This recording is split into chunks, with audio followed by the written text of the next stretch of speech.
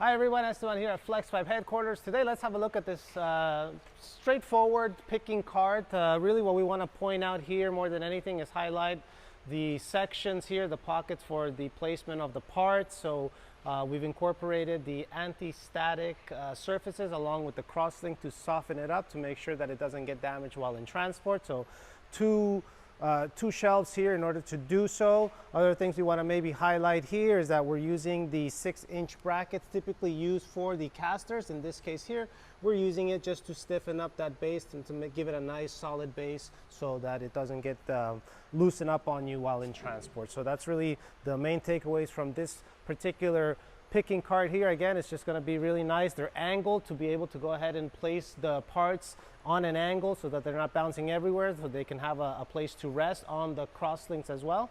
So that's it for today, guys. Get inspired, and I'll see you guys for the next one.